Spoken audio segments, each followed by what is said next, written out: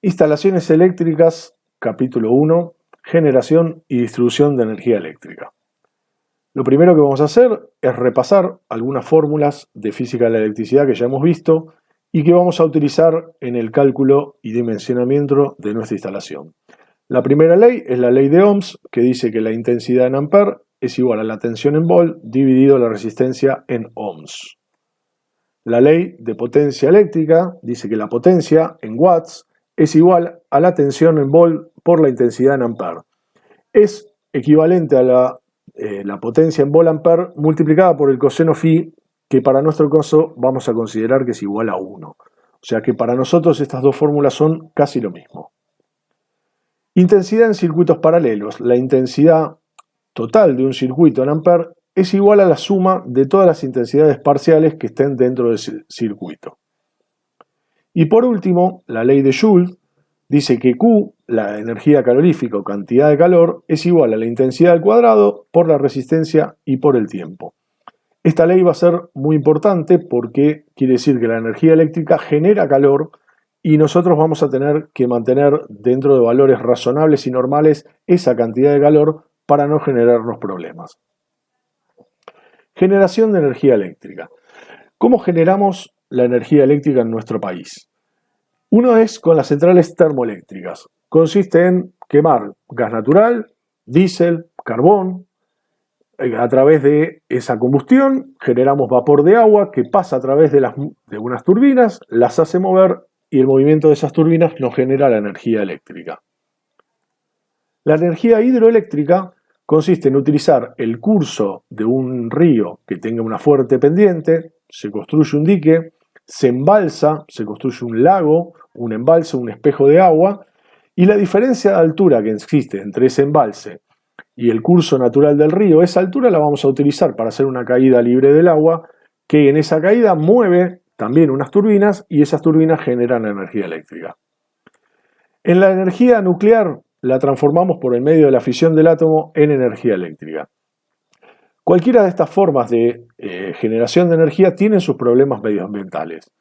La energía termoeléctrica primero utiliza combustibles que no son renovables, diésel, carbón, derivados del petróleo, y generan gases de efecto invernadero. Las centrales hidroeléctricas, el principal problema es, primero generan un espejo de agua donde antes no estaba, cambian el paisaje y traen problemas con la migración de los peces a través, o el movimiento de los peces a través del curso del río que estamos utilizando.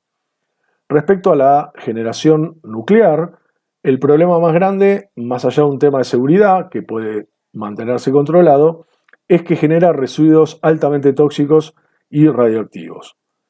Otras formas que tenemos de generar energía es la solar a través de paneles fotovoltaicos y la eólica a través de aerogeneradores. Una utiliza la luz del sol y el otro la fuerza del viento. Si bien tienen un impacto ambiental que podríamos considerar menor, también tienen impacto visual. No es lo mismo circular por la Ruta 3 en la Patagonia y no ver nada, ver el campo vacío o el desierto, a que ver campos de aerogeneradores o de paneles solares que obstruyen o obstaculizan la visual. Y el otro problema es para las aves, que pueden chocar con las aspas de los ventiladores o con el reflejo de los paneles fotovoltaicos. En este cuadro lo que podemos ver es los porcentuales de la generación de energía en nuestro país. La mayor parte, el 58%, es energía térmica, el 27% hidroeléctrica y el resto se reparte entre las otras formas de generar energía.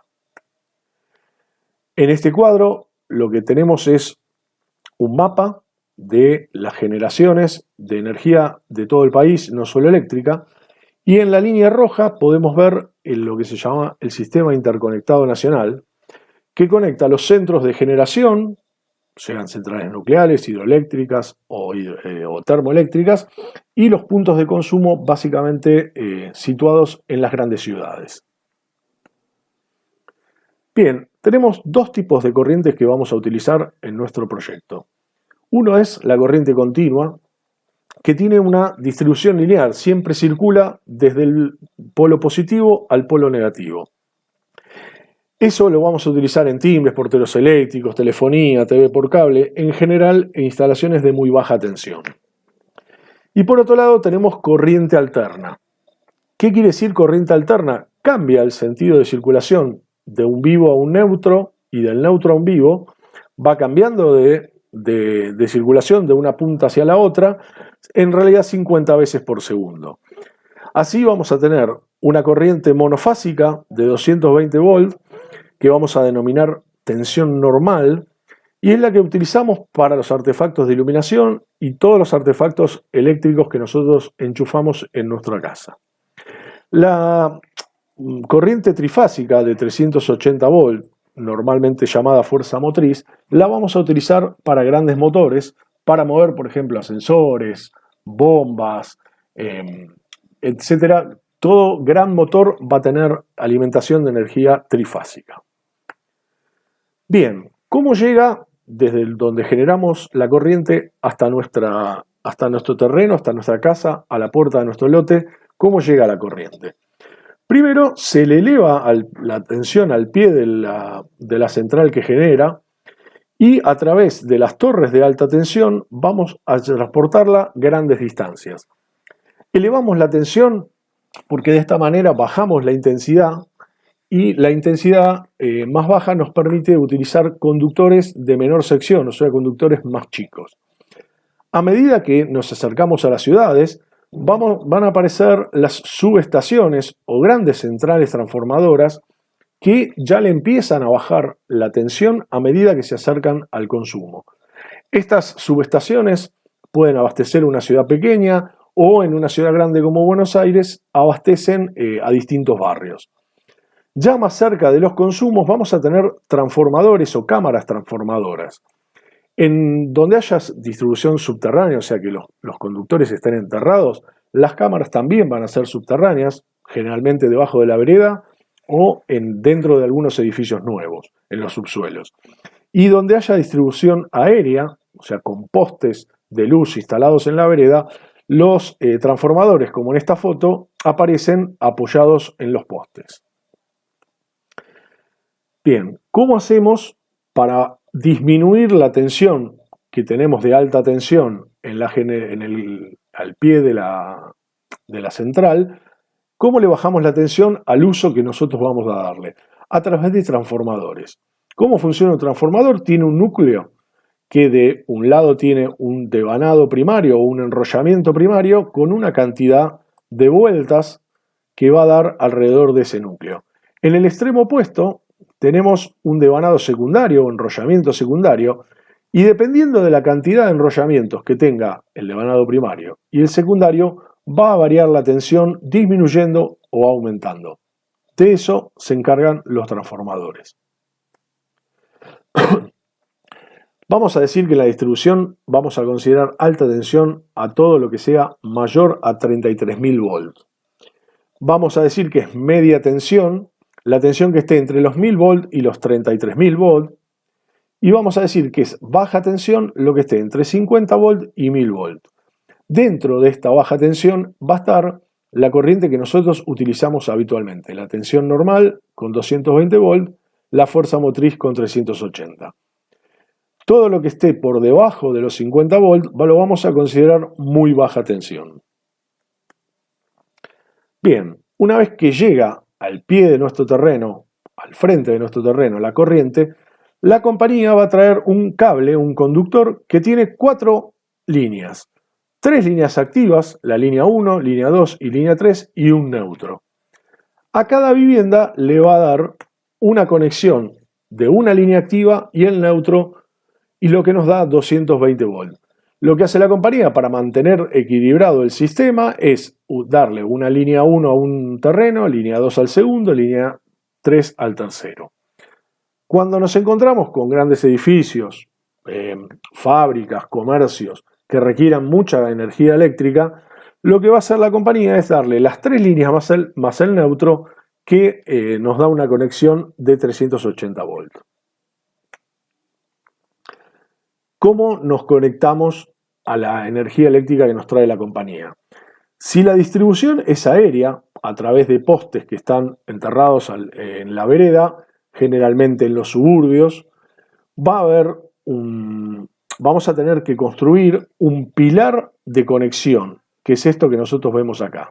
Dentro de ese pilar vamos a tener, que va a estar sobre la línea oficial, vamos a tener del lado exterior un medidor, una caja para el medidor, y una cañería en forma vertical con una pipeta invertida por donde van a ingresar los conductores que nos da la compañía hasta el medidor. Esta pipeta invertida se coloca básicamente para que no ingrese el agua. En el lado opuesto del pilar vamos a poner un tablero principal. El medidor y el tablero principal tienen que estar a una altura mínima de 90 centímetros desde el piso de la vereda o del lugar donde esté instalado el pilar para evitar que lo alcance una posible inundación. Desde el tablero principal nosotros vamos a alimentar con un conductor a un tablero seccional que ya va a estar dentro de nuestro edificio y desde el cual van a salir los circuitos o líneas de consumo.